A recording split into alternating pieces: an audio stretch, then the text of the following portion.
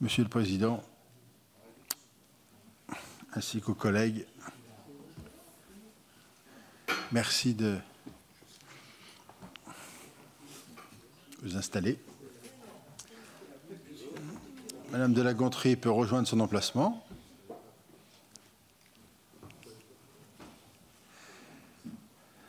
Souriez pour ces quelques images qui sont faites par la presse.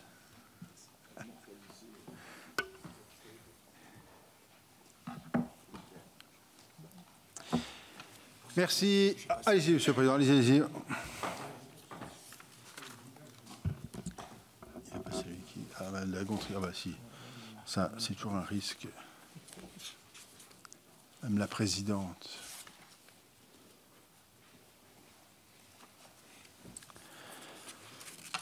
Messieurs, chers collègues, merci de votre présence cet après-midi à Salle Clémenceau, où nous avons le plaisir d'accueillir M. Gilles Simeoni, président du Conseil exécutif de Corse. Je vous indique, Monsieur le Président, comme à l'ensemble des collègues, que cette audition fait l'objet d'une retranscription en direct sur le site Internet du Sénat et peut-être sur Public Sénat, mais en tous les cas, je suis certain, par le site Internet du Sénat et donc, je le redis, en direct. Monsieur le Président, après plusieurs mois de négociations entre le gouvernement et les élus corses sur l'évolution du statut de l'île de Beauté et l'adoption par l'Assemblée de Corse en mars dernier d'écriture constitutionnelle que je place entre guillemets, la Commission des lois a souhaité créer une mission d'information sur l'évolution institutionnelle de l'île.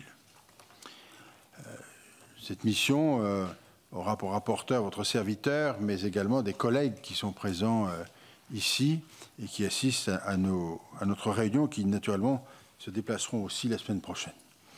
La mission d'information a débuté ses travaux la semaine dernière. Nous avons auditionné M. Amaury de Saint-Quentin, le préfet de Corse. Nous poursuivons aujourd'hui ces travaux avec votre audition avant de nous rendre dès la semaine prochaine à Ajaccio pour échanger avec les représentants de la collectivité, des élus locaux et l'ensemble des acteurs socio-économiques. Nous espérons que ces échanges, les échanges que nous aurons, bien sûr, nous permettront par la suite de dresser le bilan des demandes d'évolution statutaire pour tenter de déterminer les voies et moyens d'une meilleure adaptation du régime institutionnel de la Corse aux particularités de ce territoire, bien évidemment. Aujourd'hui, pour nous, notre objectif, c'est de vous permettre de nous présenter plusieurs points. Le premier d'entre eux, c'est les spécificités du statut actuel de la Corse. Le deuxième, c'est les limites de ce statut et qui vous pousse ou qui pousse aujourd'hui, vous et d'autres, à exprimer des souhaits d'évolution pour une plus grande autonomie. Le troisième point, c'est les principales matières pour lesquelles la collectivité de Corse souhaiterait en particulier voir une plus grande adaptation des normes qui lui sont applicables, le cas échéant, en les définissant elle-même. Enfin, d'expliciter devant notre commission les attendus des écritures constitutionnelles qui sont l'aboutissement de négociations que vous avez eues avec l'État. Bref, Monsieur le Président, je n'ai pas l'intention d'être trop long, nous sommes intéressés, pour ne pas dire très intéressés, par une exégèse de ce dispositif afin de mesurer clairement ce qui pourrait être pour la suite, par la suite, donner lieu à un projet de loi constitutionnelle. Je voudrais vous redire que la commission des lois et la composition de cette mission, qui est une mission qu'on qualifie aujourd'hui de transpartisane. Eh bien, chaque groupe politique qui siège au sein de la commission des lois a désigné un de ses représentants pour faire partie de cette mission et que l'usage habituel est de l'entendre naturellement tout le monde et d'avoir un débat clair et transparent entre tout le monde de façon à ce que, si je puis me permettre cette expression, l'état des lieux soit parfaitement connu de tous et que nous ayons tous j'allais presque dire, non pas dans la méditation de pleine conscience, mais la pleine conscience des engagements qui seront les nôtres, de façon à essayer d'avancer collectivement. L'enjeu majeur est naturellement, avec l'ensemble de nos interlocuteurs, d'établir un climat de confiance dans le travail qui est le nôtre. Le Sénat est attaché comme institution des collectivités locales, principalement, pas seulement, il ne faut pas l'enfermer, le Sénat uniquement dans cet aspect-là des choses, a le souci de bien comprendre les enjeux et surtout de bien les traiter le moment venu, c'est-à-dire si le gouvernement nous dépose un texte dans les semaines ou mois qui viennent. Voilà, j'ai sans doute été beaucoup trop long. Je vais maintenant vous laisser la parole. Et puis ensuite, les collègues probablement auront des questions à vous poser. Merci à vous. Merci, Monsieur le Président de la Commission des lois, Monsieur le Président, Mesdames les sénatrices, Messieurs les sénateurs, Mesdames et Messieurs. Merci, Monsieur le Président. Merci de me faire l'honneur de me permettre de m'exprimer devant vous, au-delà de la révérence protocolaire.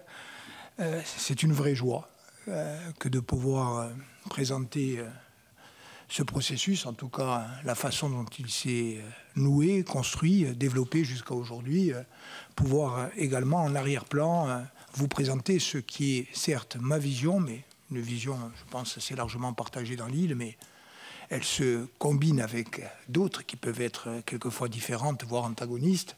Et je sais que dans le cadre de la mission que vous présidez, vous aurez l'occasion d'entendre toutes celles et tous ceux qui représentent la diversité de l'expression publique insulaire, qu'elle soit politique, syndicale, quelquefois même associative.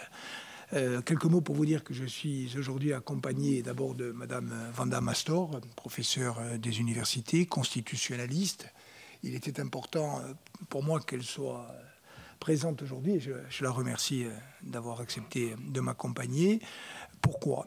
D'abord parce que Mme Mastor est intervenue à la demande du Conseil exécutif de Corse en tout début de mandature, en 2021, pour nous accompagner sur la réflexion constitutionnelle autour d'un statut d'autonomie. Elle a donc la qualité de sachante.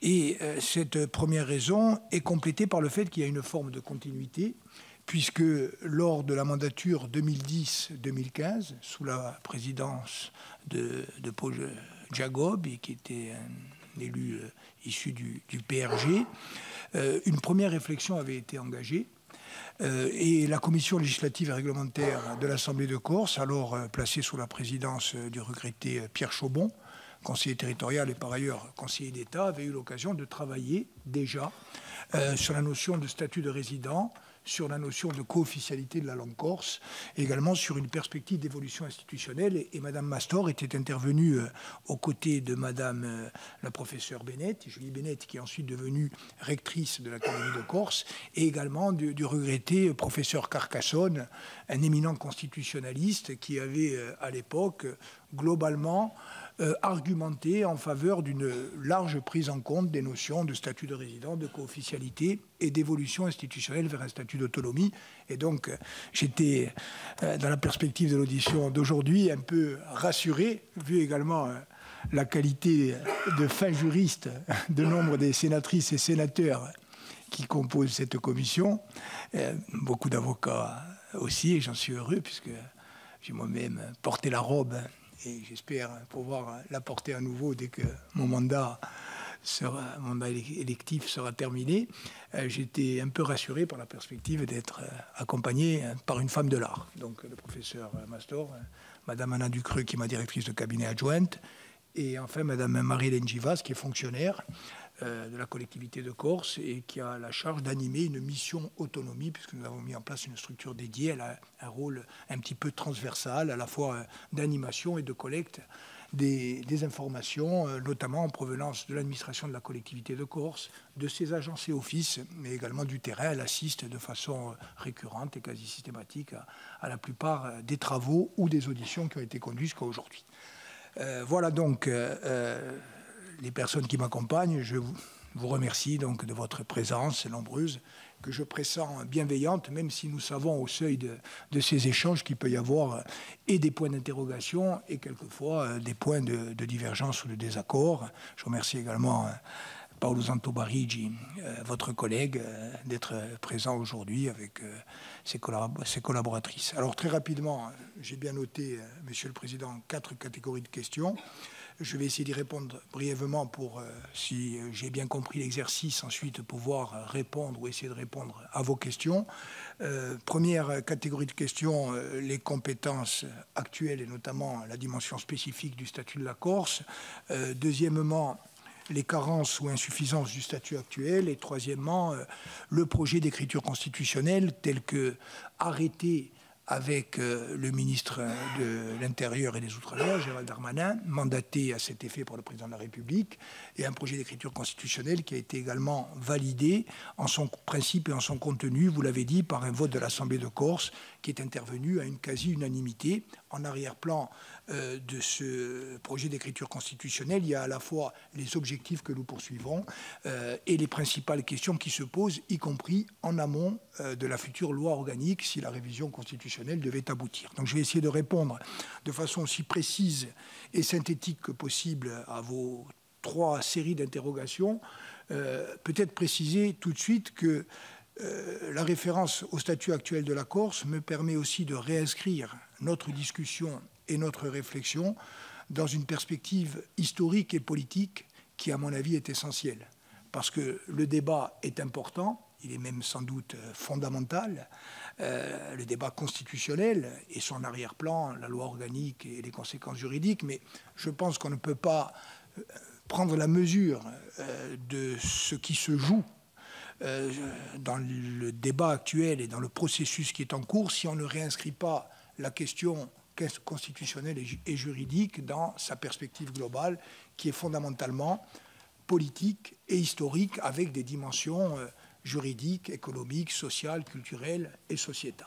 Vous dire également que je viens ici en ma qualité de président du Conseil exécutif de Corse dans la perspective d'une révision constitutionnelle qui s'adresse ou qui a vocation à s'adresser à la Corse, mais que bien évidemment nous ne considérons pas que la Corse est le nombril du monde et nous connaissons et nous mesurons la complexité des problèmes que vous avez en votre qualité de parlementaire à aborder, qu'il s'agisse de la France dans son ensemble ou qu'il s'agisse de la situation européenne.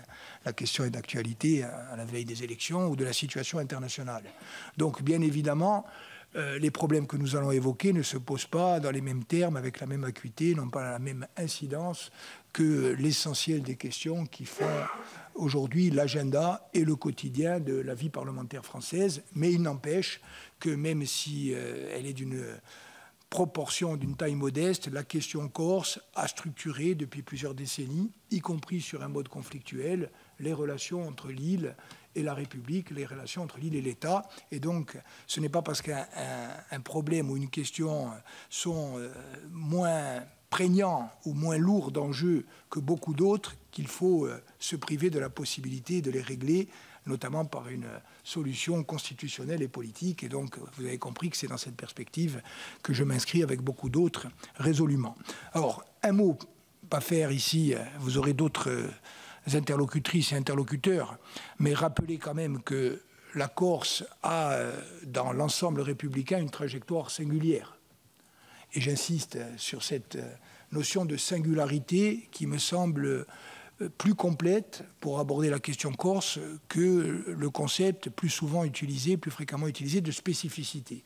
Oui, il y a des spécificités liées notamment à l'insularité, mais je crois que la dimension historique, politique, culturelle, linguistique, sociale, sociétale de la Corse permet d'identifier une véritable singularité de sa place dans l'ensemble républicain aujourd'hui, une singularité qui appelle, à mon avis, une réponse innovante et forte, celle d'un statut d'autonomie.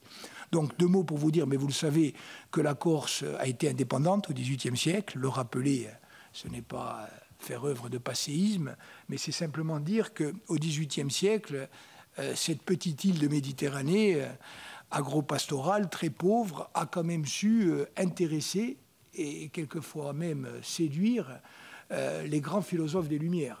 Voltaire, Rousseau, Montesquieu, tous avaient des yeux de chimène pour l'expérience politique et constitutionnelle qui s'est nouée en Corse à cette époque-là, avec, je le rappelle aussi, la première constitution écrite qui a précédé la Constitution américaine et la Constitution de 1789. Cette aventure dans une Europe qui était l'Europe de l'absolutisme s'est terminée par une conquête militaire, la conquête militaire menée par les troupes du roi de France, un rattachement donc par la force et ensuite une histoire qui a été aussi très largement à la fois une histoire de conflit, mais aussi une histoire d'amour et d'adhésion, et ça marque aussi la singularité de la relation entre la Corse et la République, qui est passée par des phases d'investissement, voire d'hyper-investissement. On sait ce que les Corses ont apporté, par exemple, à l'Empire, à l'administration française en général, par un de leurs plus illustres enfants, Napoléon, au Code civil, voire à l'armature institutionnelle. Mais il y a eu ces 2 siècles d'histoire, avec aussi, il faut le dire, et en tout cas c'est la vision politique que je porte, un sentiment souvent d'injustice et d'inéquité au XVIIIe siècle, au XIXe siècle et au XXe siècle. Et ce sentiment d'injustice et d'inéquité, il va conduire à la résurgence dans les années 60, et je me rapproche du cœur de notre débat, d'un mouvement qui est d'abord régionaliste, puis autonomiste, et qui va devenir à la fois autonomiste et indépendantiste à partir de 1975-1976, avec également l'émergence, à côté de cette contestation politique, d'une contestation violente, tantôt dans la rue, tantôt à travers une action clandestine qui a conduit, je le rappelle, à des milliers d'attentats, à des dizaines de morts, à des centaines de personnes incarcérées, et donc à un conflit quand même de forte intensité, si on le rapporte, je dirais, à la démographie de la Corse. On n'a pas été, bien sûr, dans la dimension qu'ont pu atteindre le conflit basque ou nord-irlandais, mais on a été quand même, et de façon durable, pendant plus de 6 décennies, dans une logique de conflit. Et un des enjeux du processus d'aujourd'hui, c'est bien sûr, à notre avis, de permettre de passer de cette logique de conflit à une logique de confiance retrouvée et reconstruite entre la Corse et les Corses et la République. J'arrive donc, et je réponds à votre première question, les compétences spécifiques aujourd'hui de la collectivité de Corse, je dirais qu'elles sont souvent surestimées et surévaluées. La Corse a connu en fait 4 trains législatifs différents qui ont conduit à son statut actuel. Le premier, c'est la loi du 2 mars 1982, consacrée à la Corse et à son statut particulier, qui s'inscrit dans les grandes lois de décentralisation qui ont été prises au lendemain de l'élection de François Mitterrand. Alors c'est un marqueur juridique et politique important parce que, vous allez le voir, chaque loi importante répond en fait à une période de crise aiguë au plan politique. La loi de 1982, en fait, elle vient marquer l'alternance en France. Il y a à l'époque, je le rappelle, plus de 120 prisonniers dits politiques. Alors, je sais bien qu'on a souvent un débat en disant qu'il n'y a pas de prisonniers politiques en France. Il n'y a pas de prisonniers politiques si on considère que les prisonniers politiques sont des prisonniers d'opinion. Généralement, mais par contre, il y avait, en tout cas en 1981, plus de 120 Corses emprisonnés, souvent pour des faits graves et très graves, criminels ou délictuels, plus de 120 Corses emprisonnés pour des raisons liées à la situation politique de l'île. Et c'est d'ailleurs cette dénomination que va retenir la loi d'amnistie qui est votée en 1981. Il y en aura 2, en 81 et 88. Et donc, l'arrivée de François Mitterrand au pouvoir, elle se traduit par le statut particulier, mais également par la loi d'amnistie, par la fin des juridictions spéciales, la Cour de sûreté de l'État, par la réouverture de l'Université de Corse, qui avait été fermée au XVIIIe siècle suite à la conquête militaire, par la création d'un audiovisuel public. La réflexion autour de l'audiovisuel public est d'actualité, mais à l'époque, on crée une télévision et une radio publique qui n'existaient pas, et donc on est dans une dynamique qui est une vraie dynamique de changement. Ça, c'est 1982. Il va y avoir ensuite, en 1991, la loi Joxe, le statut Joxe, avec notamment un article premier qui était simplement déclaratif, mais que vous avez peut-être en tête, et un article premier qui avait été voté à l'époque par la représentation nationale, donc adopté, et qui reconnaissait le peuple corse, avec la formulation suivante, le peuple corse, composante du peuple français, un article qui a été censuré par le Conseil constitutionnel à travers une décision qui est une décision considérée par la haute juridiction comme une décision de principe. Et donc cette décision, elle continue bien sûr de structurer notre réflexion, puisque si la loi de l'époque a été censurée, la demande d'une reconnaissance d'un peuple corse continue d'être porté de façon très majoritaire en Corse et continue de poser des questions, voire de susciter des oppositions, y compris pour des raisons qui dépassent de loin la Corse aujourd'hui.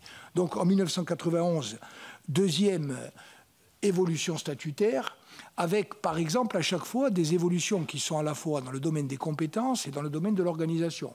Par exemple, dans le domaine de l'organisation, avec la loi Joxe en 1991, on va passer à une différenciation entre l'exécutif et l'Assemblée de Corse, qui est aujourd'hui une singularité, une spécificité par rapport à l'organisation administrative des régions de droit commun, puisque vous avez un conseil exécutif qui est chargé de préparer et d'exécuter les délibérations de l'Assemblée de Corse. Donc d'un côté, un pouvoir exécutif ou une autorité exécutive, de l'autre, un pouvoir délibératif, avec là aussi une spécificité, c'est qu'il y a une responsabilité politique du Conseil exécutif devant l'Assemblée de Corse, qui peut, à travers une motion de censure, qui doit impérativement, pour prospérer, proposer un exécutif de substitution, peut renverser l'exécutif.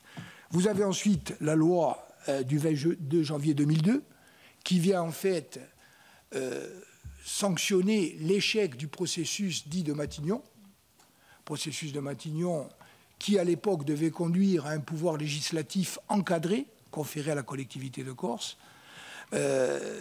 Processus de Matignon qui avait donné lieu aussi à des ruptures politiques importantes. On se rappelle notamment, c'est au moment du processus de Matignon que le ministre de l'Intérieur de l'époque, Jean-Pierre Chevènement, avait quitté le gouvernement au motif de la politique mise en œuvre par le Premier ministre de l'époque, Lionel Jospin. C'est important, il y a des transferts de compétences à l'époque, transfert des routes, ports, aéroports, forêts domaniales, mais avec un élément important, c'est que souvent les transferts de compétences n'ont pas été accompagnés de transferts de ressources équivalents. Et donc aujourd'hui, on se retrouve avec un déséquilibre important, et ça fait partie de la discussion budgétaire qui est le corollaire budgétaire et fiscal qui doit être, à notre avis, le corollaire du statut d'autonomie. On a des compétences transférées, souvent des compétences partagées, rarement des compétences exclusives de la collectivité de Corse, et des compétences que nous ne sommes pas véritablement en mesure d'exercer pleinement, notamment parce que nous n'avons pas les moyens matériels, humains et surtout financiers de les exercer. Avec également une remarque, c'est que cette notion de compétence partagée, elle conduit à une juxtaposition et un enchevêtrement et une complexité administrative. Il y a eu un rapport récent qui est venu évaluer le coût de cette complexité administrative qui est particulièrement marquée en Corse. Donc, loi de 1982, statut particulier, loi de 1991, statut Joxe, loi de 2002, au sortir du processus de Matignon qui échoue politiquement, à chaque fois, je dirais, un contexte de conflit, avec notamment, et je ne peux pas ne pas y faire référence,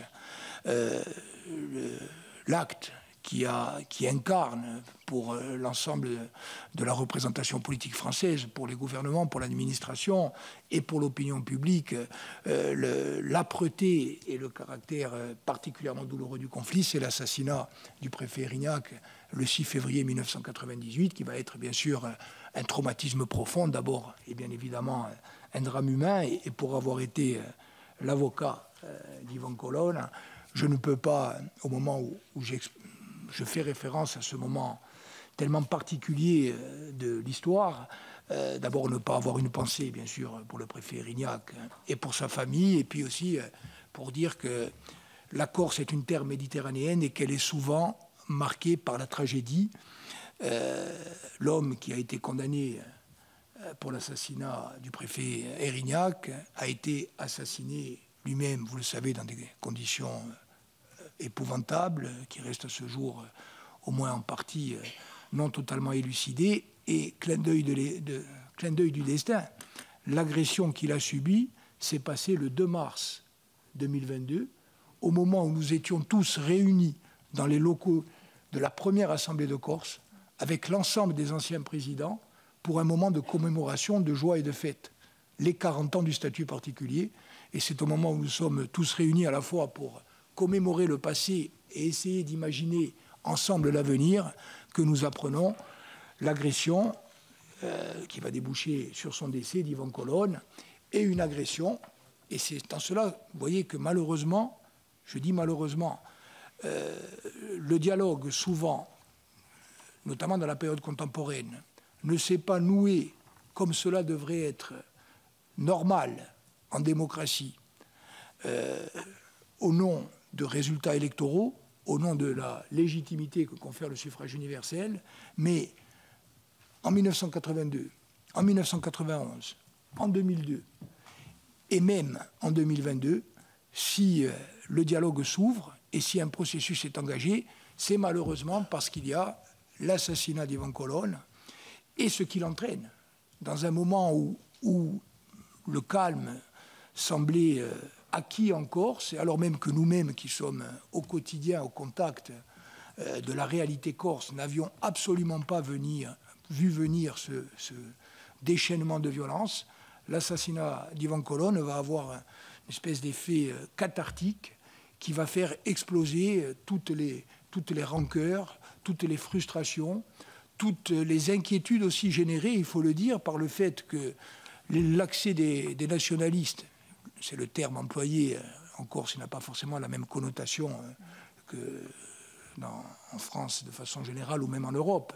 Donc l'accès des nationalistes se fait aux responsabilités à Bastia en 2014. Je suis élu maire de Bastia en 2014. Je conduis la liste qui remporte les élections territoriales en décembre 2015. Décembre 2015, nous accédons aux responsabilités avec un score d'environ 34%. Il y a la loi NOTRe, donc un mandat abrégé, nouvelle élection en 2017. Je conduis à nouveau une liste. Nous remportons l'élection avec 52% des suffrages. Et puis, élection à nouveau en 2021, dans un contexte de séparation entre les différentes tendances nationalistes. Nous remportons les élections avec la majorité absolue, mais également avec une participation beaucoup plus forte que la participation aux élections régionales à l'échelon français, puisqu'on est environ à 35% de participation en France, et en Corse, on est à près de 65%, avec 70% des voix qui se portent sur des listes autonomistes et nationalistes. Donc on a quand même une légitimité réitérée à 3 reprises, qui va grandissant, qui est corroborée par l'élection de 3 députés nationalistes sur 4, un sénateur nationaliste sur les 2 que compte la Corse, et donc une légitimité démocratique et électorale qui est très forte et qui malheureusement n'est jamais prise en compte par les chefs d'État et gouvernements successifs. Il y a eu 2 présidents de la République, François Hollande, puis Emmanuel Macron, plusieurs premiers ministres. Entre 2015 et 2022, pendant 7 ans, alors même qu'il n'y a pas de violence clandestine, alors même qu'on a obtenu, à travers y compris un dialogue interne à la famille nationaliste, de celles et ceux qui croient en la légitimité de la violence clandestine, je n'en fais pas partie, vous le savez, nous avons obtenu un arrêt présenté comme définitif de la clandestinité. Tous les clignotants et tous les feux sont au vert pour engager un véritable dialogue, et pendant 7 ans, il ne va rien y avoir. Et ce qui va enclencher le processus, c'est l'assassinat d'Ivan Colonne le 2 mars, qui conduit à la venue de Gérald Darmanin quelques jours après, mandaté par le président de la République, pour ouvrir un processus qui peut possiblement intégrer l'autonomie. Ce qui conduira beaucoup de celles et ceux qui étaient dans la rue, et notamment les jeunes, mais pas seulement les jeunes, à nous dire et à me dire: nous avons obtenu plus en 7 jours de violence que tu n'as obtenu en 7 ans de démocratie et d'élection. Alors, ce n'est pas totalement vrai, parce que rien ne remplace dans une démocratie la légitimité du suffrage universel, et si on n'a pas cette légitimité-là, on n'a pas la légitimité pour conduire des discussions. Mais il n'empêche que si l'on regarde les choses froidement, c'est ainsi qu'elles se sont passées, et quelque part c'est dangereux. Donc, des compétences aujourd'hui, et je termine, qui sont véritablement très minimes. Oui, bien sûr, nous avons quelques compétences particulières partagées en termes de développement économique, en termes de tourisme, en termes d'organisation de notre desserte aérienne ou maritime. Nous sommes une île, mais finalement, le statut particulier de la Corse, dans ses différentes moutures, a été très largement rattrapé par les avancées successives de la décentralisation générale. Et je termine en disant que la dernière étape, celle de la loi NOTRe, qui consacre la naissance de la collectivité de Corse le 1er janvier 2018, est un processus de fusion entre 3 collectivités préexistantes, l'ancienne collectivité territoriale et les 2 conseils départementaux de Haute-Corse et de Corse du Sud, mais c'est une fusion qui se fait à périmètre de compétences identiques. Donc aujourd'hui, nous ne sommes pas véritablement dans quelque chose de très fort. Nous n'avons pas de pouvoir normatif particulier. Nous n'avons pas de compétences réelles dans tous les domaines essentiels. Et quand nous avons une compétence particulière par rapport au droit commun, elle est systématiquement partagée avec l'État et souvent difficile à mettre en œuvre. Et je répondrai tout à l'heure peut-être à vos questions. C'est une remarque qui m'a déjà été faite. Vous demandez de nouvelles compétences, mais vous n'êtes pas capable d'exercer pleinement celles que le législateur vous a déjà conférées. Je peux vous dire, mais on en discutera tout à l'heure, que je ne partage pas ce diagnostic. Deuxième catégorie de questions, les carences et insuffisances du statut actuel. Je vais commencer par la plus évidente. Je sais que, à l'occasion de l'audition de monsieur le préfet de Corse, une question lui a été posée. Le pouvoir le plus singulier que reconnaît aujourd'hui la loi à la collectivité de Corse, c'est le pouvoir d'adaptation qui nous permet de demander une évolution législative ou réglementaire. Donc, je n'ai pas le texte sous les yeux, mais je le retrouverai.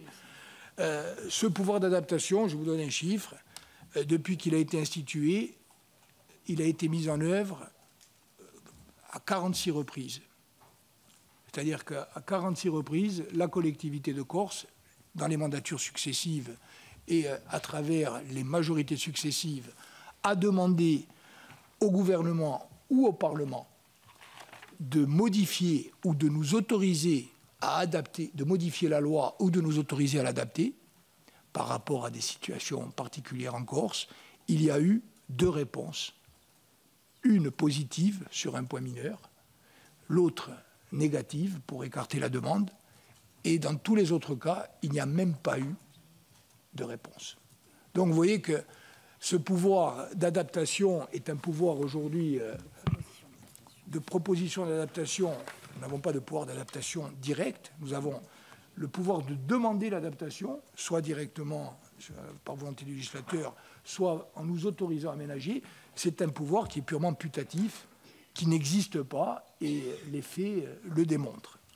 Donc, première carence et insuffisance, et j'ai ici un panorama des propositions d'adaptation législative. Je vous prends un exemple. Vous savez que le prix de la vie en Corse est d'environ 10 à 12% plus cher que sur le continent, y compris sur les produits de consommation courante. Vous savez que le prix de l'essence en Corse, malgré une fiscalité préférentielle, moins préférentielle que celle des régions d'outre-mer, est d'environ 10 à 12% selon le carburant, plus cher à la pompe que sur le continent. Et cette cherté supplémentaire, elle est d'autant plus impactante que nous avons le taux de pauvreté le plus fort de l'ensemble métropolitain, avec également les revenus les plus faibles. Donc, par exemple, lorsque l'Assemblée nationale et le Sénat ont été saisis du projet de loi sur le pouvoir d'achat, nous avons développé des demandes d'adaptation et notamment, par exemple, un contrôle des phénomènes de concentration particulièrement pénalisants pour une île, surtout quand il s'exerce dans des secteurs stratégiques, un renforcement des pouvoirs, du contrôle de la concentration, par exemple, dans le domaine de la distribution de l'essence. Nous avons l'intuition qu'il y a des surprofits, notamment à un niveau bien identifié de la chaîne de distribution. Bon. Cette demande a été portée à l'unanimité par l'Assemblée de Corse. Elle était appuyée par l'unanimité des organisations syndicales et de façon unanime par le CESEC, le Conseil économique, social et culturel. Nous n'avons même pas eu l'once d'une réponse du gouvernement, dans un domaine qui est un domaine. Et puis il y a un deuxième domaine qui est pour nous central, et on y reviendra, c'est la question foncière et immobilière, avec un phénomène de spéculation, etc., nous avons saisi, ne serait-ce que notre majorité, à 7 ou 8 reprises, le gouvernement de demandes d'aménagement, notamment sur les questions de fiscalité, sur la notion de création de zones d'équilibre territorial en Corse, sur la lutte contre le paracommercialisme. Je rappelle que le tourisme représente en Corse au minimum 34% du PIB, en moyenne en France 7%, 34%, et qu'aujourd'hui 40% des nuitées en Corse, près de 40%, se font dans des conditions illégales. C'est-à-dire non seulement en dehors de l'hébergement marchand, mais également en dehors de toute fiscalité. Donc là, on a de vrais problèmes. On n'a jamais eu la moindre réponse. Donc comprenez que déjà, je pense qu'on a fait la démonstration de l'inefficacité du dispositif actuel, mais il y a aussi un phénomène de véritable mépris institutionnel. Je reprends l'expression que vous aviez utilisée dans un de vos articles, et ça pose aussi un problème politique. Donc première carence. Deuxième carence, pour nous, le corollaire de la discussion sur l'autonomie. L'autonomie, c'est une éthique de la responsabilité. C'est passer d'une logique de dépendance à la subvention à une logique de création de richesses et de répartition de richesses, répartition entre les citoyens, répartition entre les territoires. Je sais qu'il y a des sénateurs originaires de régions montagnardes du continent français. Nous avons en Corse des problèmes que l'on retrouve ailleurs. Je ne suis pas venu vous dire ici que la situation de la Corse est totalement atypique. Par contre, ce qui est atypique, c'est le cumul de contraintes, notamment aggravé par l'insularité. Je prends l'exemple de la spéculation immobilière. Alors, c'est particulièrement documenté. Il y a des chiffres qui donnent le vertige en matière d'explosion des prix du foncier bâti, non bâti, la spéculation sur les terrains agricoles. On pourra en parler des heures, et on pourrait en parler des heures. Et je fournirai à votre commission l'ensemble de la documentation qui en justifie. C'est vrai que ces phénomènes existent ailleurs. Par exemple au Pays Basque, en Bretagne, dans certaines zones de montagne ou de haute montagne. Mais une des différences importantes, c'est qu'ailleurs, notamment sur un territoire continental, si vous prenez votre voiture, vous faites 30, 40, 50 km, vous arrivez à trouver un endroit où la pression diminue. Nous, on a le phénomène de closure de l'insularité.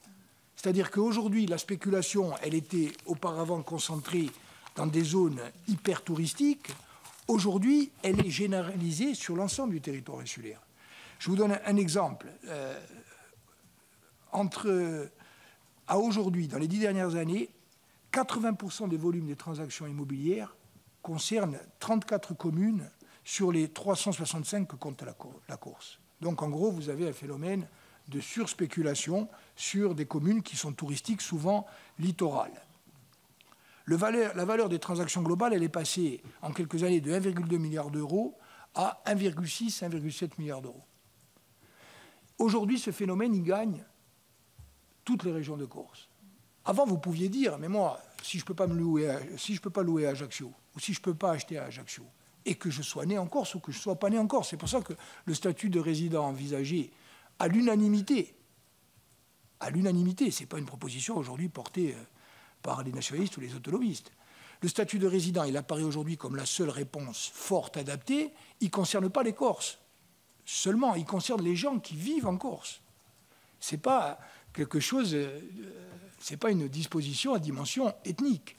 Le problème aujourd'hui, c'est que il y a 5 ans ou 8 ans, vous pouviez prendre votre voiture à Ajaccio.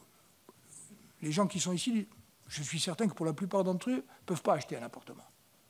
Et souvent, ils ne vont même pas trouver à louer. Il y a 5 ou 6 ans, vous preniez la voiture, vous alliez dans la périphérie d'Ajaccio ou dans un village, vous trouviez. Aujourd'hui, vous ne trouvez plus.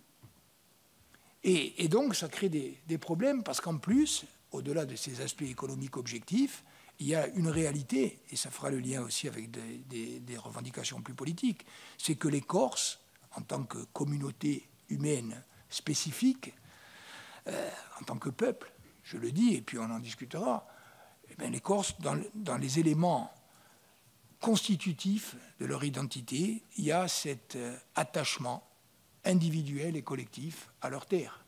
et que les phénomènes de spéculation que nous vivons aujourd'hui sont des phénomènes d'une violence extrême auxquels la loi doit apporter une réponse. Pas les occupations, pas les manifestations, et encore moins les bombes. La loi. Mais vous savez, avant de venir aujourd'hui devant vous, je relisais des discours de présidents de la République successifs. Et je lisais notamment un discours prononcé par Nicolas Sarkozy, qui venait d'être élu président de la République, et qui s'adressait aux Corses, et qui, parlant de la spéculation immobilière, qui n'avait pas encore atteint les sommets d'aujourd'hui, disait « Si nous ne réglons pas cette question dans les années à venir, la Corse va exploser. » Et non seulement la question n'a pas été réglée, mais elle est allée en s'aggravant dans des proportions totalement déraisonnables. Et donc, je le dis, moi je ne fais pas de chantage à la violence. Vous le savez, tout mon engagement public a été dans le sens, y compris au prix de très fortes critiques, pour dire qu'il ne peut pas y avoir d'autre chemin que celui de la démocratie. Mais si la démocratie n'apporte pas des réponses fortes et efficientes dans des domaines qui sont perçus comme essentiels par tous les Corses, vous réouvrez un espace pour celles et ceux qui pensent que la démocratie ne fonctionne pas. Et l'arrière-plan du processus aujourd'hui, y compris dans la façon dont il s'est noué au départ, qui est une façon viciée, parce qu'il n'aurait pas fallu attendre l'assassinat d'Ivan Colonne dans les conditions que l'on connaît pour ouvrir le processus. Il aurait fallu l'ouvrir de façon naturelle en disant « les Corses se sont exprimés, discutons et dialoguons et donnons une perspective politique ». Mais si on ne donne pas cette perspective politique, on sera désarmé. Moi, je ne peux pas continuer. Et je dis à celles et ceux qui nous opposent, mais restez dans le droit commun. Qu'est-ce que le droit commun a résolu aujourd'hui dans ce domaine comme dans beaucoup d'autres? Rien. Donc cela nous impose, à mon avis, de faire œuvre de créativité et d'innovation. Et je vais dire aussi, très directement, que si demain nous trouvons le chemin politique, juridique, constitutionnel pour aller vers un statut de résident, y compris conforme au droit européen, je serai heureux qu'il puisse servir dans toutes les régions de France qui ont un problème de surspéculation. Moi, je ne suis pas là pour venir demander à tout prix des mesures qui ne concernent que la Corse. Donc, deuxième élément, la question foncière immobilière. Troisième question, les moyens budgétaires qui sont aujourd'hui structurellement insuffisants, sont des difficultés. Vous êtes la Chambre qui représente et qui défend les collectivités locales. Il y a des réflexions fortes aujourd'hui qui sont menées, y compris en termes de décentralisation. Ce que je peux vous dire, c'est que nous ne pourrons pas mettre en œuvre les politiques structurelles dont la Corse a besoin à équation budgétaire inchangée. La question sur la fiscalité, on ne fait pas un totem du transfert partiel de fiscalité. Mais aujourd'hui, nous n'avons aucune fiscalité dynamique. La part de la TVA dans les recettes de la collectivité de Corse, structurellement, représente aujourd'hui un peu plus de 20%, là où, sur le continent, les régions de droit commun ont une part dans leurs recettes propres de TVA de 36%. Si nous avions un transfert au moins partiel de TVA, nous aurions accès à une recette qui est particulièrement dynamique. Parce que le paradoxe de la Corse, c'est que nous sommes aujourd'hui une île très pauvre, alors que beaucoup d'indicateurs sont en nette amélioration. Et au plan économique et social, nous sommes dans une logique de croissance appauvrissante. C'est-à-dire que nous avons des secteurs, notamment ceux liés à l'immobilier, qui fonctionnent globalement très bien. Nous avons un tourisme qui a un rôle de locomotive, même si les professionnels du tourisme se plaignent à bon droit d'une situation qui est structurellement insatisfaisante, mais nous avons également une société qui est de plus en plus structurellement inégalitaire, avec des pauvres qui sont de plus en plus pauvres, qui sont dans des trappes à pauvreté, et des phénomènes qui viennent aggraver la logique de fragmentation. Et donc l'outil fiscal, notamment, est un outil de régulation. Si on peut demain taxer des opérations immobilières, et notamment des opérations immobilières spéculatives, cela aura à la fois un effet dissuasif, lorsque le spéculateur renonce, et lorsqu'il va au bout de sa logique, ça crée une recette qui n'existe pas aujourd'hui et qui peut venir profiter soit à la collectivité de Corse, soit aux communes, notamment dans des logiques d'opérations de logement, dans des logiques d'acquisition foncière, de renforcement de nos droits de préemption, etc. Donc, je peux vous décrire dans nombre de domaines, et c'était votre troisième question, en quoi un statut d'autonomie, au-delà de la revendication politique, de sa légitimité démocratique, en quoi un statut d'autonomie nous rapprocherait de solutions plus efficientes d'un point de vue économique, social, linguistique aussi. La question de la place de la langue est une question importante et elle fait écho à des problématiques qui dépassent la Corse, mais j'y fais référence pour mémoire parce que c'est un élément important. Et le dernier mot, ce sont le projet d'écriture constitutionnelle, c'est vrai, qui a été, je dirais, la concrétisation de la première phase de ce processus, un dialogue large, le ministre Darmanin, très impliqué, vous le savez, mandaté par le président de la République, les élus de la Corse, dans la diversité de leurs convictions, mais également, au-delà des élus de la Corse, l'ensemble des forces économiques et syndicales, et une délibération de l'Assemblée de Corse, je le rappelle, qui a entériné ce projet d'écriture constitutionnelle à l'unanimité, avec une seule voix contre, la voix d'une députée indépendantiste. Il y a deux groupes, en tout cas il y a une représentation indépendantiste qui est double aujourd'hui à l'Assemblée de Corse. Il y a le groupe Corim Front qui a 6 élus, qui a voté la délibération et qui s'inscrit dans le processus. Et il y a le groupe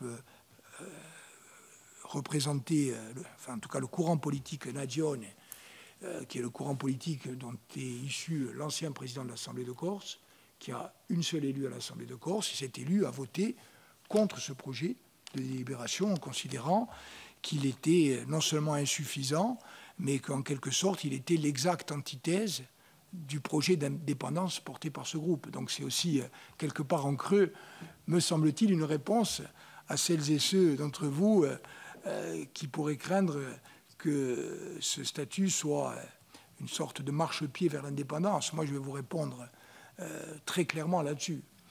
L'autonomie, premièrement, c'est le droit commun de toutes les grandes îles méditerranéennes et de l'arc atlantique. Beaucoup des îles, je pense notamment à la Sardaigne, qui sont autonomes depuis la fin de la Deuxième Guerre mondiale, ne sont pas allées vers l'indépendance. Aujourd'hui, l'indépendantisme est extrêmement minoritaire en Sardaigne, donc il n'y a aucun caractère mécanique ni aucun déterminisme permettant de dire lorsqu'on va vers l'autonomie, on va ensuite vers l'indépendance.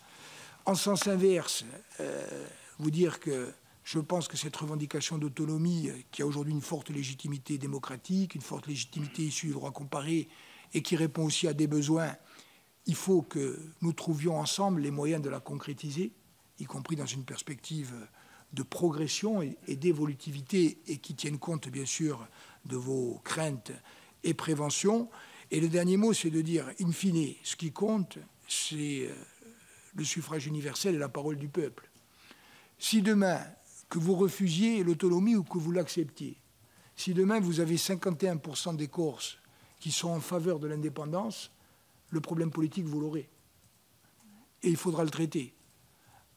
Et il faudra le traiter d'une façon sans doute différente que celle qui est proposée aujourd'hui. La réalité d'aujourd'hui, c'est que vous avez l'unanimité de l'Assemblée de Corse qui s'est prononcée en faveur d'un statut d'autonomie, avec une opinion majoritaire sur le transfert du pouvoir législatif, où là, il y a une très large majorité, y compris des gens de droite qui se sont prononcés pour un transfert de compétences de nature législative. Vous avez l'unanimité, moins une voix indépendantiste qui s'est prononcée pour ce statut d'autonomie. Moi, je pense que la France, je l'ai dit ce matin, l'État, la France en tant que nation, sont aujourd'hui assez forts, ou doivent être aujourd'hui assez forts, pour imaginer, y compris une solution qui, c'est vrai, est plutôt en rupture avec ce qu'a été le modèle dominant selon lequel s'est construit et structuré l'État, l'administration. Mais, je veux dire, on est au XXIe siècle. Il y a à la fois la nécessité de répondre à une exigence démocratique, à un besoin économique, social, culturel, et puis sortir d'une logique de conflit, je l'ai dit, se réinscrire dans la confiance.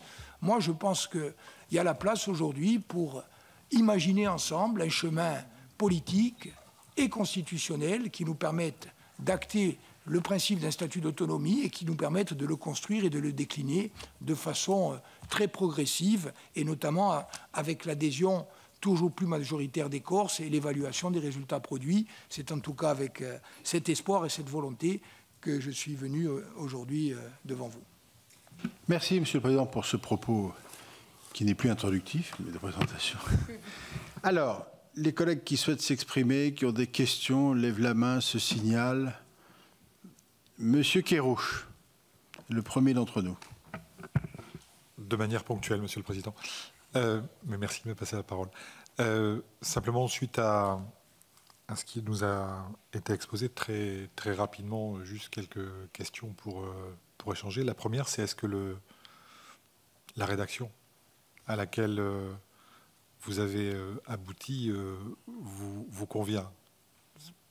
La répartition, notamment par rapport à la... Enfin, je ne suis pas sûr que ça soit aussi clair que vous auriez pu souhaiter l'avoir. Le deuxième point, c'est de peut-être nous parler de ce qui existe dans d'autres pays qui sont comparables à la France en matière de statut de l'insularité. À ma connaissance, il n'est pas rare qu'il y ait des modèles qui soient de type dérogatoire, y compris dans des États qui sont considérés comme assez unitaires.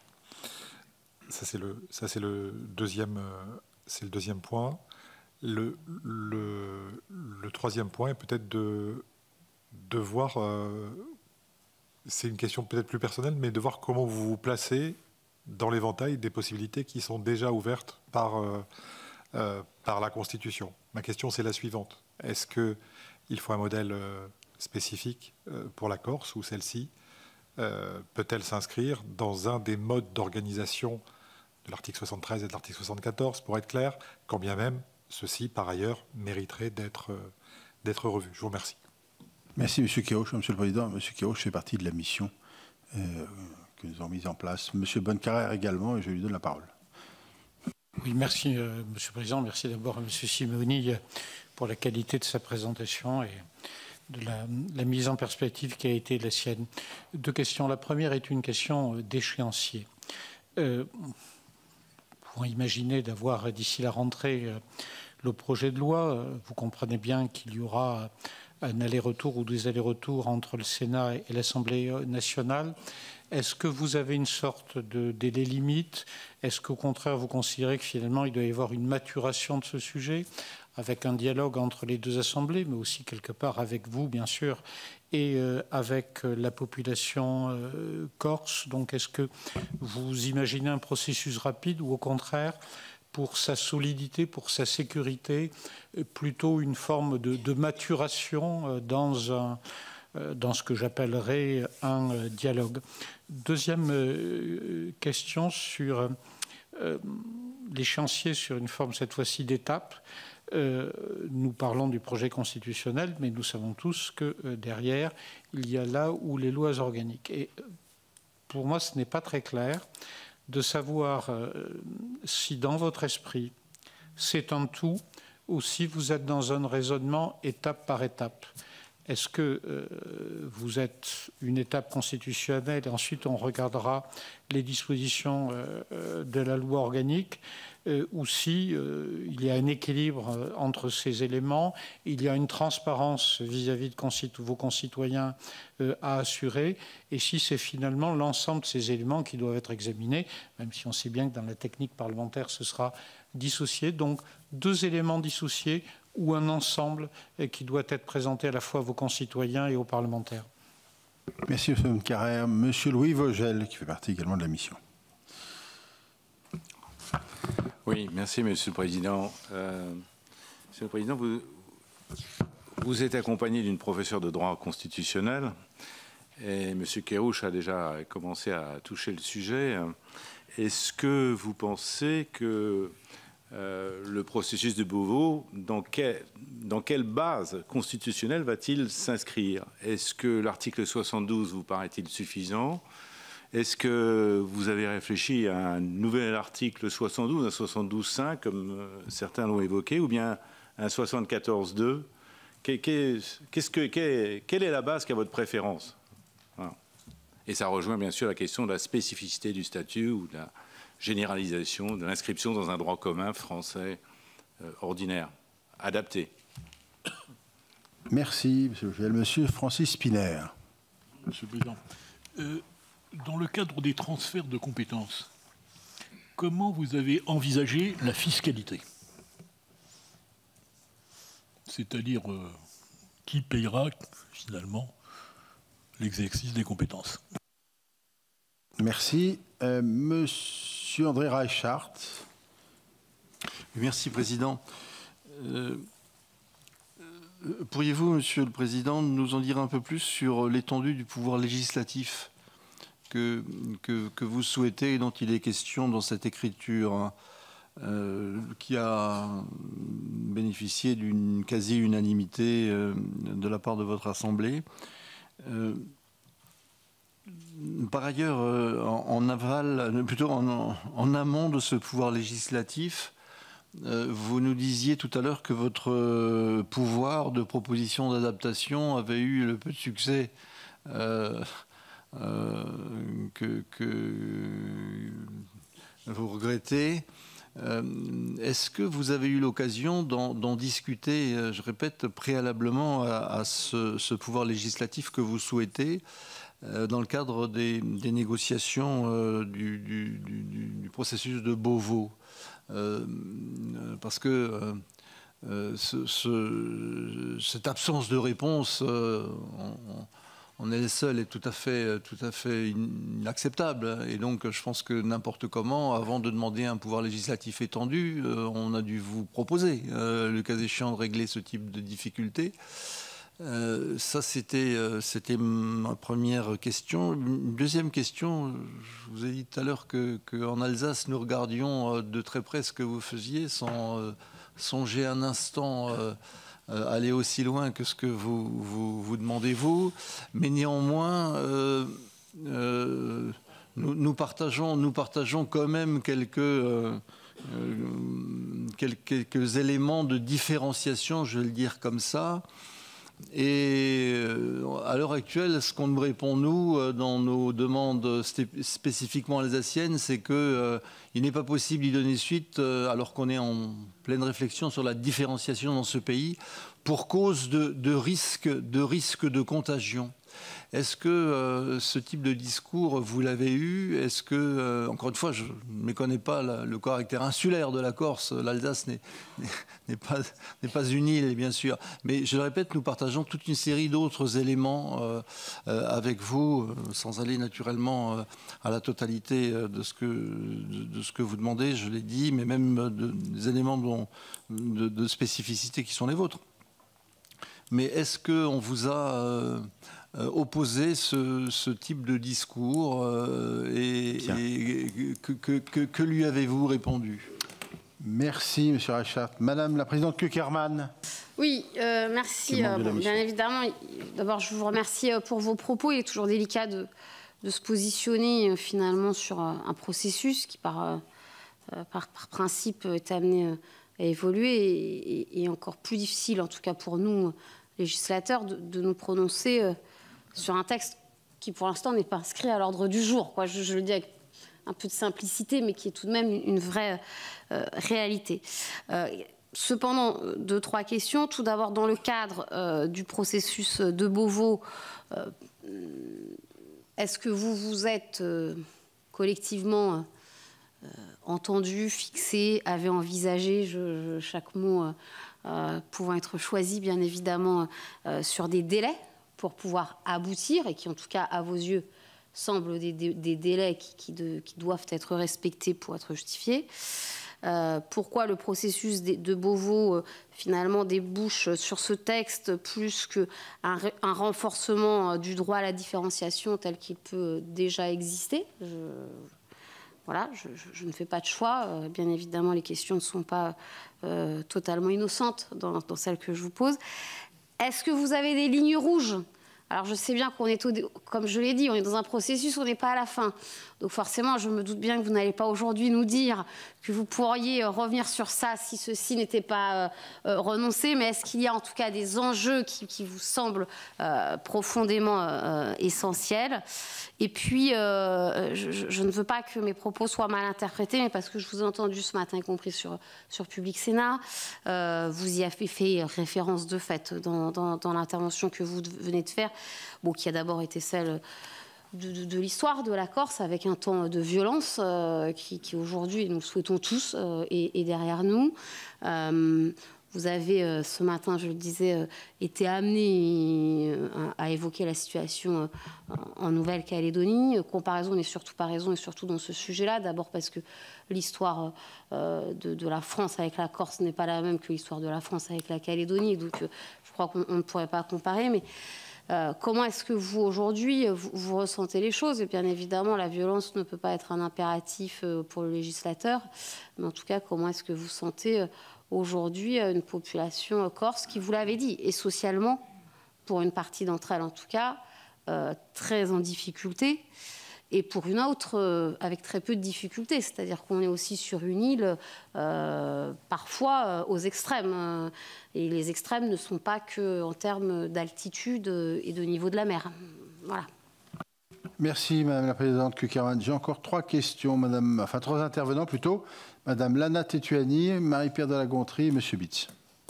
Oui, merci, Monsieur le Président. Chers collègues, je tiens à remercier la démarche de Monsieur Simeoni et avoir le courage de venir devant les sénateurs pour exposer un vœu pieux de la collectivité corse.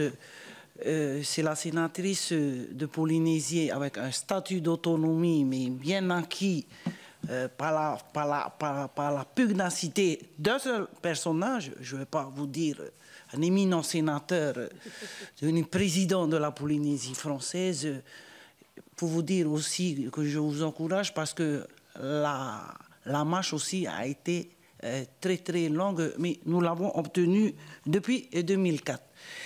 2 questions, Monsieur le Président, qui rejoint un peu la question de mon collègue. Dans quel article de la Constitution verrez-vous l'inscription, allez, je rêve peut-être de la collectivité corse, 74-1 ou un nouveau 75. Deuxième question, est-ce que, Monsieur le Président, vous êtes convaincu? Parce que je ne vais pas vous cacher, j'attends avec impatience, ne serait-ce ce sujet-là, si la France, le Parlement, reconnaissait la citoyenneté corse. Je ne parlerai pas de peuple parce qu'on va me dire qu'il y a un seul peuple, c'est le peuple français, parce que c'est une longue bataille aussi de M. Floss jusqu'à aujourd'hui, au fait compte, pour venir régler le même problème que nous connaissons en Polynésie française, la spéculation foncière. Voilà un peu les 2 questions que je voulais poser. Merci, Madame la Sénatrice. Madame de la Gontrie. Merci, Monsieur le Président. Merci, Monsieur le Président, de la qualité de votre intervention et de son aspect très complet, pédagogique. Moi, je ne suis pas, comme beaucoup d'entre vous ici, spécialiste, je ne sais pas si on peut dire ça, mais voilà, de ce sujet. Voilà. Donc, merci pour l'ensemble de vos propos. Un point que vous avez évoqué, sur lequel je ne crois pas que vous ayez précisé. Vous avez parlé transfert de compétences et vous avez parlé absence ou insuffisance de transfert de ressources. Alors, on connaît bien ça au Sénat, on est tous élus locaux et on a tous été dans cette situation. On connaît bien la situation de... Alors, en général, on a des transferts de compétences qui sont insuffisamment compensés, mais pas compensés du tout. Enfin bon, bref. Donc, ma question est, est-ce que lors des discussions que vous avez eues avec le gouvernement, est-ce que ce point a été abordé, voire tranché, enfin bref, parce qu'effectivement, sans ressources, tout ça est sympathique, mais on ne voit pas très bien comment on peut exercer ses compétences. Merci, Madame la Sénatrice. Monsieur Bitz, c'est le dernier intervenant, qui est membre de la mission également. Merci, Monsieur le Président. Merci, Monsieur le Président Simeoni, pour votre très intéressante présentation. Moi, je vois une question, on a abordé les questions institutionnelles, les questions financières. Moi, il y a un sujet qui me tient particulièrement à cœur, c'est la question de la langue. Parce que, évidemment, que dans l'histoire de la construction de l'État français, la langue joue un rôle tout à fait particulier, puisque c'est elle qui traduit l'appartenance à la communauté nationale, en tout cas dans la tradition traditionnelle française que je qualifierais de jacobine. Et en 1900, je dis ça de mémoire, hein, 1997-98, la charte des langues régionales ou minoritaires du Conseil de l'Europe a été, ou plutôt sa validation par le Parlement français a été censurée par le Conseil constitutionnel, si ma mémoire est bonne, Madame la professeure. Voilà, et donc là on touche quand même au cœur, on va dire, du lien qu'il y a ou qu'il n'y a pas, ou de ce qu'est l'attachement à la République et de la communauté nationale que nous partageons. Donc c'est au-delà des questions institutionnelles, financières, il y a cette question culturelle, linguistique qui me semble très importante.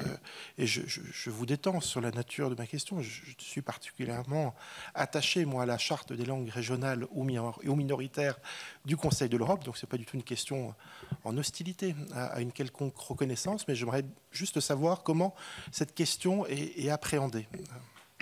Merci. Monsieur Lamarque, vous êtes le dernier. Merci Président. Monsieur le Président, je voulais aussi vous remercier pour votre présentation très pédagogique. Alors l'expérience, j'allais dire, de parlementaire que j'ai, me fait dire que souvent la proximité et l'efficacité vont de pair. Je partage complètement ce qu'a dit Olivier Bitz, d'abord parce que je trouve que on a toujours pensé qu'une seule langue pouvait assurer l'unité de la République. Il y a d'autres pays qui n'ont pas du tout fait ça. Je pense à l'Espagne, à l'Italie, et qui ont permis que des langues régionales, auxquelles je suis particulièrement attaché, non seulement soient conservées, et en même temps perdurent dans le temps et voire se développent. Donc je suis très attaché à cela. Il se trouve qu'aujourd'hui, je suis rapporteur d'une proposition de loi sur l'eau et l'assainissement. Et que mon collègue corse, qui suit avec moi cette problématique-là, se trouve... Oui, c'est extrêmement important, parce que je vous dis un truc. Si vous aviez cette capacité d'adapter la loi et non pas de demander l'adaptation d'une loi, que feriez-vous si nous faisions un petit peu de politique fiction, alors que nous sommes en train, non pas de nous battre, mais d'essayer de faire en sorte de trouver des voies de passage pour que nos communes aient encore la possibilité de bien choisir leur destin en la matière. Que feriez-vous si vous aviez cette possibilité-là en Corse? Et je souhaite vraiment que vous arriviez à vous délivrer, si c'était possible, de ce carcan qui aujourd'hui nous embête un petit peu. Et nous essayons avec le gouvernement de trouver des voies de passage, mais c'est assez difficile. Merci, M. Marc. Écoutez, pas d'autres questions. Monsieur le Président, voilà, 10 intervenants. Vous pouvez répondre dans l'ordre que vous voulez, sous la forme que vous voulez, mais nous attendons une réponse. D'abord, je vous remercie pour ces questions qui font écho à celles que je me pose de façon régulière. Et donc, je vous redis, mais au-delà de la révérence protocolaire, je suis vraiment heureux de pouvoir avoir cet échange avec vous. Je ne sais pas ce que sera l'issue de ce processus. J'ai de l'espoir et de la foi, vous l'avez compris. J'ai aussi beaucoup d'inquiétudes. Et je ne méconnais pas le poids des difficultés qui nous attendent. Bon. Mais moi, j'ai foi d'abord dans la démocratie, je le répète. Je pense qu'il est important que vous vous appropriez, au-delà des textes et au-delà des discussions juridiques et politiques, la réalité humaine dont nous sommes issus, et que je ne prétends pas représenter seule, et dont je ne prétends pas qu'elle soit représentée uniquement par les personnes qui partagent mes idées. Il faut que, et je sais que vous allez venir en Corse, dans le cadre de la mission, j'en suis heureux, je sais que vous avez fait le choix, et c'est un choix que je salue et que je partage, de rencontrer très largement et d'échanger. Je crois qu'il est important que vous vous pénétriez de ce que nous sommes. Et ce que nous sommes, je vous le dis, y compris du côté des indépendantistes, même si je ne vais pas parler à leur place, je pense que vous ne trouverez rien qui soit en dissonance et encore moins en rupture avec les principes et valeurs fondamentaux de la République. Vraiment. Et ce n'est pas un argument de plaidoirie. C'est ma conviction. Et c'est pour ça que moi je viens vers vous, y compris pour répondre à une des questions sur l'articulation entre le projet d'écriture constitutionnelle et la loi organique.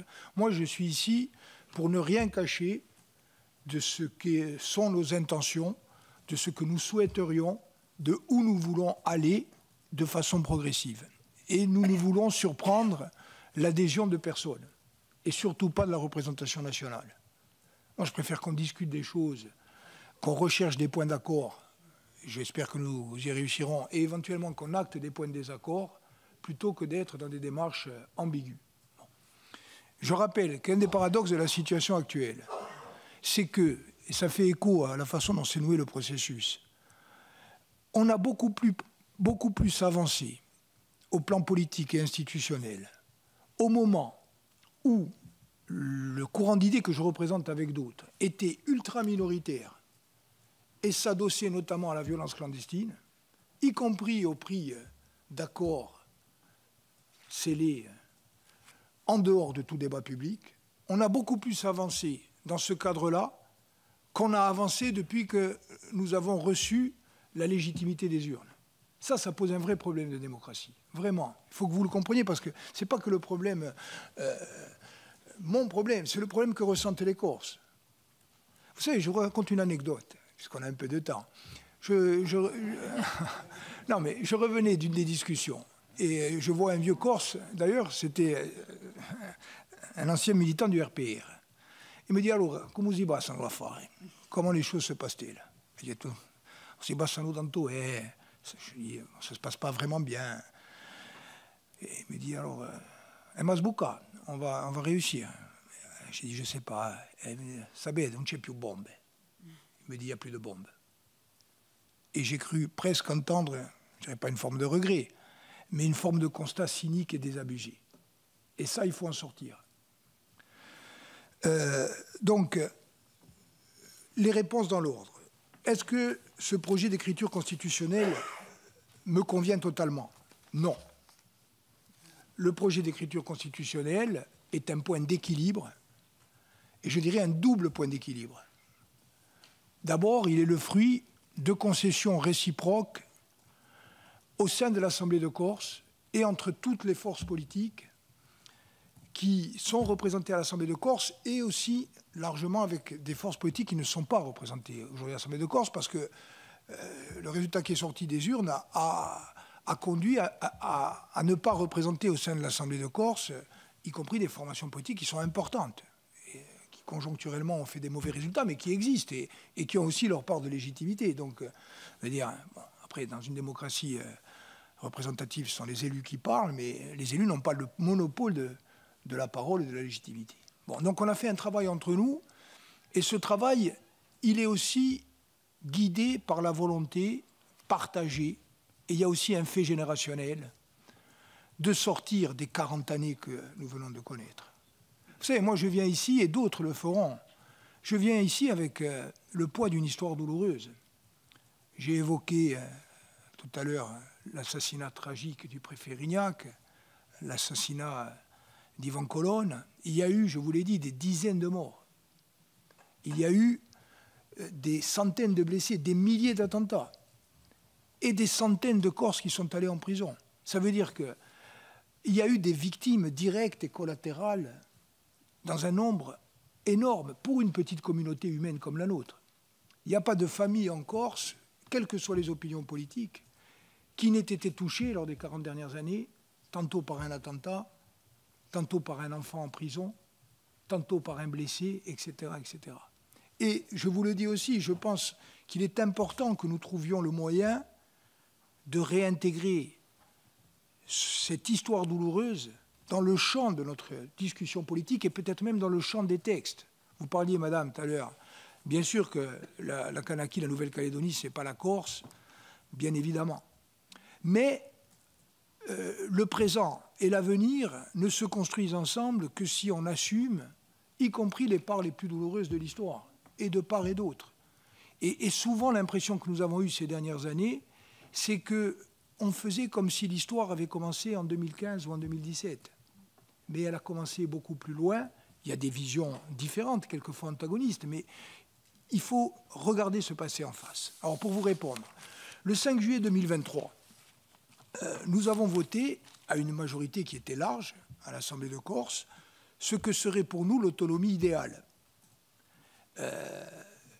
Le groupe, je vous rappelle la composition de l'Assemblée de Corse, il y a une majorité qui a la majorité absolue, 32 voix sur 63, donc le groupe dont je suis issu. Il y a 3 oppositions nationalistes, vous savez qu'en Corse, on a la culture de la diversité, hein, pour ne pas dire... donc il y a un groupe autonomiste avec combien d'élus 7, un groupe indépendantiste avec 6 élus et un autre groupe indépendantiste avec 1 élu.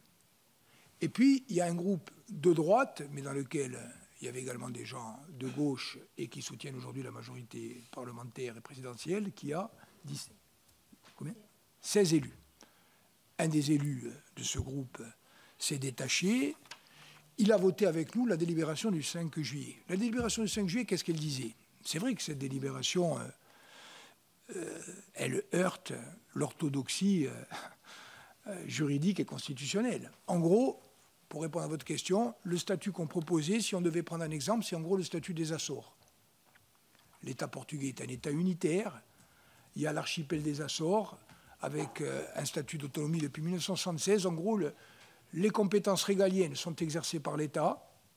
La plupart des autres compétences sont exercées par la communauté autonome des Açores. Et puis, il y a une instance qui statue sur les compétences partagées. Donc, c'était ce qu'on avait prévu dans cette délibération, qui faisait aussi référence à la notion de peuple corse, qui est la notion que nous préférons par rapport à celle de communauté. Vous me demandez, et je vais vous répondre, M. Guérouche, nous n'avions pas privilégié la notion de communauté, mais nous savions aussi que la notion de peuple confère la décision du Conseil constitutionnel, pose des problèmes politiques et constitutionnels importants. C'est la raison pour laquelle nous souhaitions qu'elle soit introduite, par exemple dans un accord politique, et qu'éventuellement cet accord politique ensuite soit constitutionnalisé en tout ou partie pour faire référence à cette notion de peuple corse sans avoir un problème constitutionnel majeur. Cette délibération, malgré la légitimité qu'elle avait, forte, qui venait reproduire et conforter la légitimité issue des urnes, le gouvernement et le président de la République m'ont dit et nous ont dit elle ne suffit pas. Nous étions le 5 juillet 2023. Et on avait déjà passé plus de 18 mois sur le processus.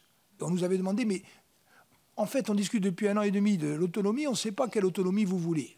Donc nous avons travaillé pendant plusieurs mois, y compris avec des constitutionnalistes, nous avons dit l'autonomie que les Corses nous ont donné mandat de défendre et de chercher à obtenir, c'est celle-là, c'est la délibération. Le président de la République m'a dit, ça ne suffit pas, il faut que vous élargissiez la majorité qui soutient le processus d'autonomie, sinon on n'ira pas au bout. C'était une gageure, puisque les seuls qui restaient à convaincre dans l'Assemblée, c'était le groupe de droite qui s'était par principe dit historiquement et conjoncturellement opposé à l'autonomie. J'aurais pu me draper dans les certitudes issues du scrutin, de la délibération, et dire non, attendez, nous, on est majoritaire, on a été élus, il y a une délibération de l'Assemblée de Corse, il faut la prendre en compte. Et on aurait été dans une logique conflictuelle. Nous ne voulons plus de la logique conflictuelle. Nous voulons d'une logique, je l'ai dit, de dialogue, de concrétisation, de progressivité et de confiance retrouvée. Et donc, j'ai dit, je vais, avec d'autres, essayer de relever ce défi. Nous avons mis en place la conférence des présidents, qui est interne à l'Assemblée de Corse. Nous avons travaillé à partir des thématiques qui étaient perçues comme les plus clivantes, la co-officialité, le statut de résident, le pacte fiscal, budgétaire et financier, l'équilibre institutionnel à repenser peut-être entre collectivités de Corse, communes, intercommunalités. Et nous avons travaillé, là encore, pendant 6 mois. Et ces 6 mois ont débouché sur un projet d'écriture constitutionnelle qui a été ensuite modifié avec Gérald Darmanin et qui a donné lieu à l'accord du 11 mars. Et nous sommes revenus voter ce projet d'écriture constitutionnelle. C'est la délibération du 27, elle est là, 27 mars suivant. Et cette délibération, je le redis, elle a été votée à l'unanimité, moins une voix indépendantiste. Donc, je veux dire, je vous parlais tout à l'heure de crédibiliser la démocratie. Moi, je respecterai par essence et par nature la décision qui sera celle de la représentation nationale. Mais si demain, nous n'arrivons pas à trouver un point d'équilibre qui prenne en compte ce qui a été voté à l'unanimité par l'Assemblée de Corse, qu'est-ce qui me reste comme argument? Dans quel pays, ou dans quelle région, ou dans quel territoire, on a une position politique qui propose de sortir d'une logique de conflit qui est validée à l'unanimité par une Assemblée délibérante? Où est-ce qu'on l'a? Dans quel pays demande-t-on à une société d'être d'accord sur tout pour dire on avance? Est-ce que c'est une société démocratique qui a ce type d'exigence ou est-ce que c'est une société totalitaire? On n'est pas d'accord sur tout. Et l'honnêteté intellectuelle m'oblige à dire qu'on a voté la délibération à l'unanimité, moins une voix, les indépendantistes, mais qu'il y a eu un point. La co-officialité, en tout cas le statut de la langue, a été voté à l'unanimité, y compris la droite. La reconnaissance du peuple corse a été votée à l'unanimité, y compris la droite. Le statut de résident a été voté à l'unanimité, y compris la droite.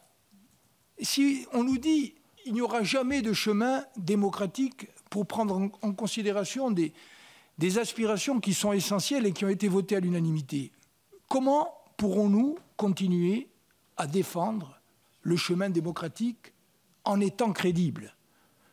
Je ne vous dis pas que je ne continuerai pas à défendre le chemin démocratique. Je resterai sur le chemin de la démocratie. Parce que je crois que les Corses ont autant besoin de la démocratie que de l'autonomie, aujourd'hui et demain. Mais à un moment donné, si le choix il est entre le renoncement à tout ce qui est essentiel pour nous ou la révolte, il y a beaucoup de gens qui vont choisir la révolte. Et donc, ce n'est pas un chantage que de le dire. C'est simplement objectiver la réalité. Donc, ce point d'équilibre, il nous satisfait parce qu'il est un point d'équilibre. Qu'est-ce qu'il y a derrière? C'est là que je vais être très clair devant vous. Et je veux dire, on ne peut pas s'arrêter au vote du projet d'écriture constitutionnelle si on n'a pas l'arrière-plan qu'ont été les discussions internes à la Corse et au gouvernement. C'est la raison pour laquelle, dans le dossier que je vous remettrai, il y aura également la déclaration politique solennelle du 23 février 2024, qui vient en quelque sorte expliquer et développer les points d'accroche de l'écriture constitutionnelle.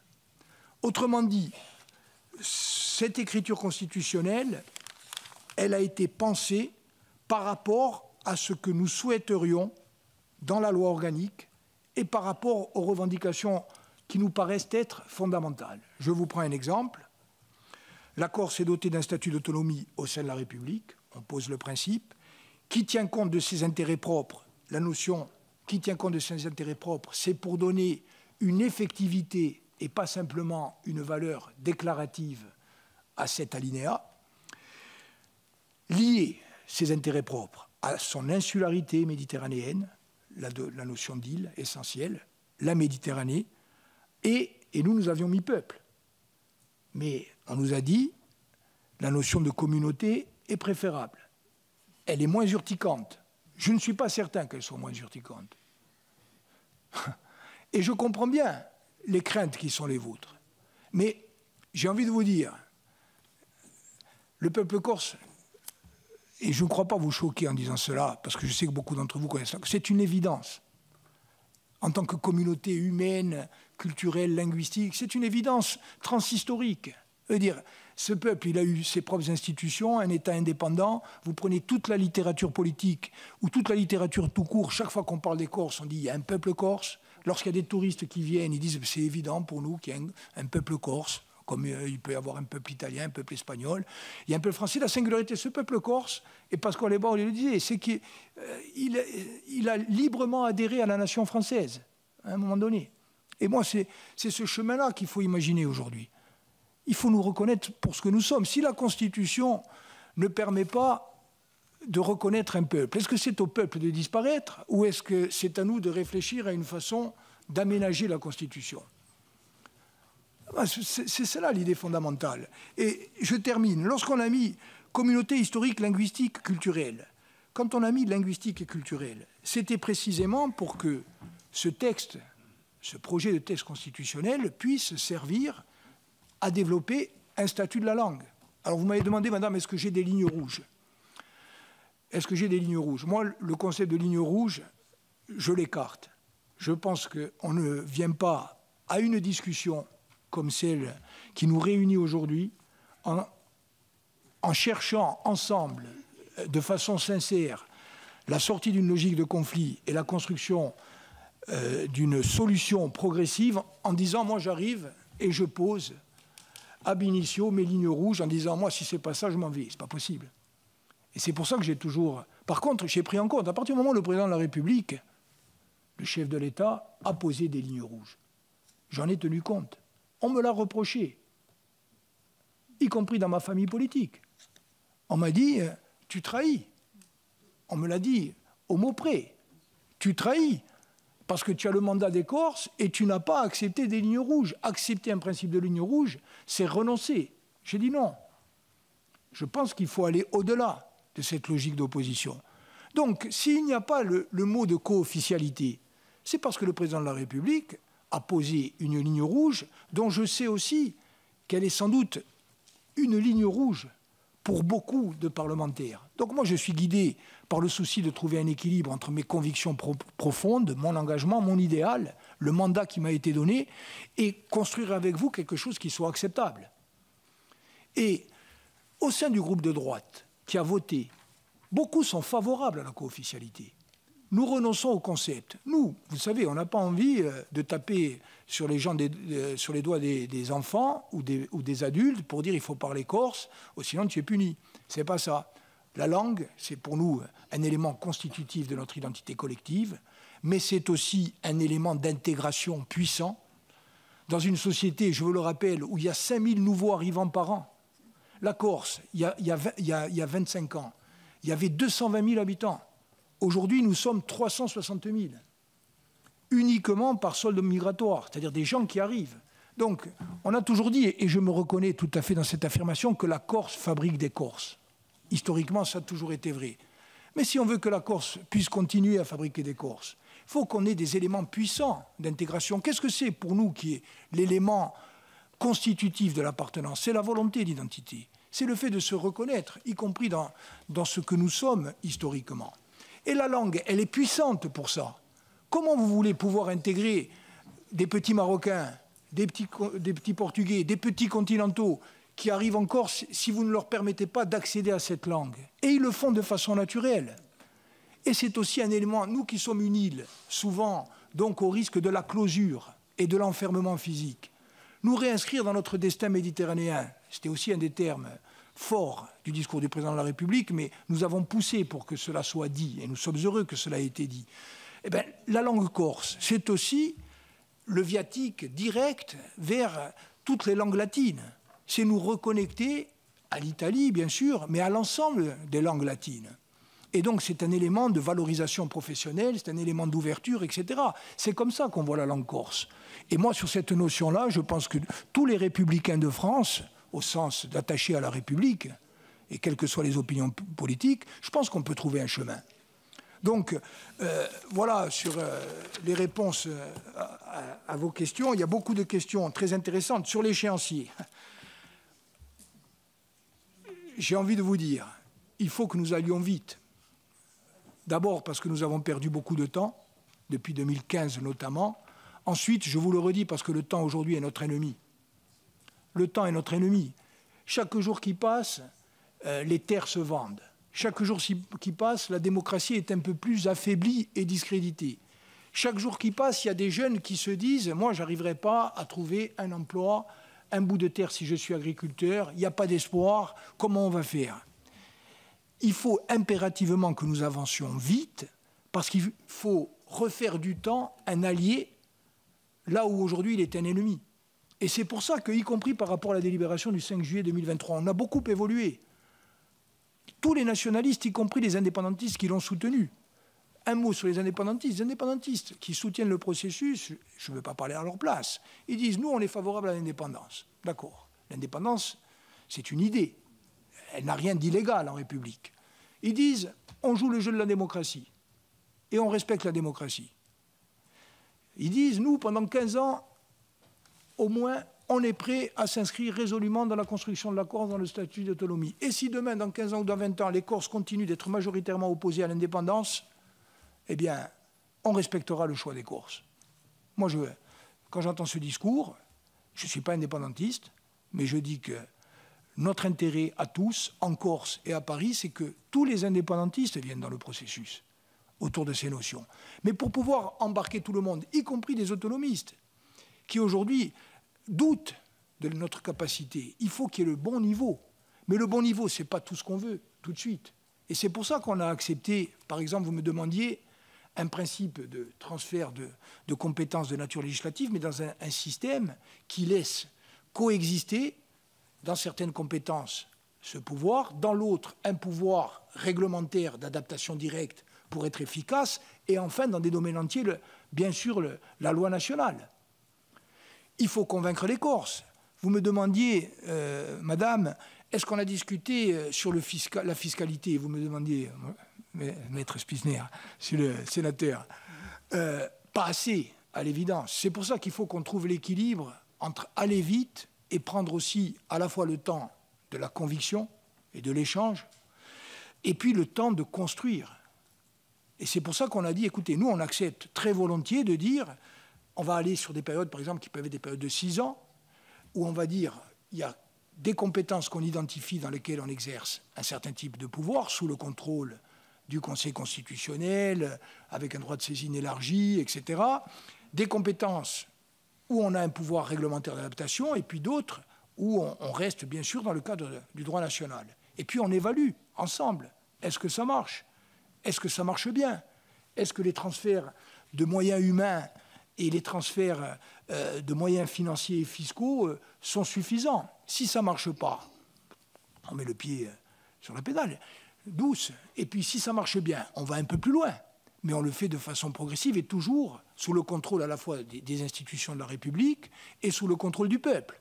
Donc pour nous, c'est un cheminement qui est profondément un cheminement démocratique et dans lequel, je dirais, c'est ça le bon accord. Parce que ce qu'on cherche aujourd'hui, au-delà de l'écriture constitutionnelle, vous l'avez compris, c'est un accord politique global qui nous permette de nous engager tous ensemble, en tout cas toutes celles et tous ceux, et en Corse, il y en a dans toutes les familles politiques, qui ont envie de rompre avec le cycle de la violence ou du mépris et qui ont envie de faire le pari du développement et de la construction. Et moi, je pense que ce pari, c'est un pari gagnant parce qu'il va y avoir la contagion de l'espoir. Et moi, je suis sûr que beaucoup de questions qui paraissent aujourd'hui ultra bloquantes et ultra clivantes, dès lors qu'on aura reconstruit la confiance, dès lors qu'on aura développé, dès lors qu'on aura mis en place des mécanismes de, j'y tiens beaucoup, de justice sociale, de péréquation entre les territoires, etc., les choses vont se dénouer de façon naturelle.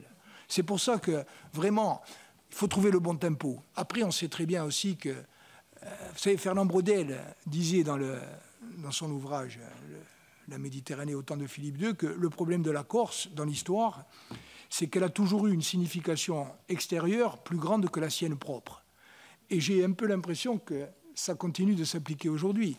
Ce processus, il est à la fois tributaire d'une situation nationale, européenne et internationale extrêmement complexe.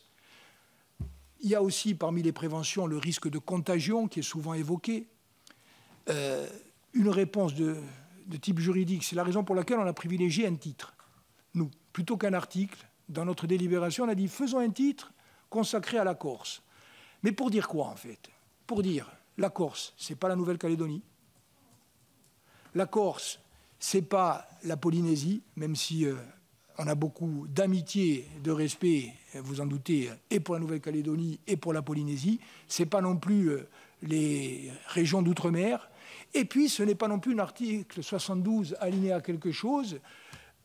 Moi, je suis attaché à la décentralisation, en tant que citoyen et en tant que responsable, mais je pense que la singularité de la Corse, pour toutes les raisons que nous venons d'évoquer, mérite qu'elle soit traitée d'une façon constitutionnellement différente qui évite tout risque de contagion mécanique avec les régions de droit commun. Donc, mais ça ne veut pas dire, encore une fois, qu'on est le centre du monde. Ça veut dire qu'à un moment donné, la République, elle reconnaît la singularité de cette trajectoire historique, politique, économique, sociale, et qu'elle invente effectivement un nouveau modèle, mais qui ne s'éloigne pas, finalement, de ce qui est la règle dominante dans toutes les grandes démocraties européennes. Et je pense que dans ce début du XXIe siècle, on est suffisamment fort, suffisamment mûr pour imaginer ensemble des solutions juridiques et constitutionnelles innovantes qui permettent, et je termine, et c'est le propre d'un bon accord politique. Certains disent tout le monde va être mécontent. Moi, je crois qu'il faut inverser. Il faut que tout le monde se retrouve, ou en tout cas le plus grand nombre possible, se retrouve dans l'accord politique, parce que chacune et chacun d'entre nous considérera que ce qui est essentiel à ses yeux est préservé, au moins préservé. Ça, c'est important, et à mon avis, ce point d'équilibre-là, il peut être trouvé. Merci, Monsieur le Président. Nous n'allons pas arrêter cette discussion, nous allons simplement la suspendre, puisque dès la semaine prochaine, nous aurons l'occasion de rediscuter avec vous de ce projet. Mais en tous les cas, merci pour votre intervention de cet après-midi, et à très bientôt, donc, et la Commission continue ses travaux, bien évidemment. Merci. Merci, Monsieur le Président. Merci, Mesdames et Messieurs les sénatrices et sénateurs. Merci beaucoup.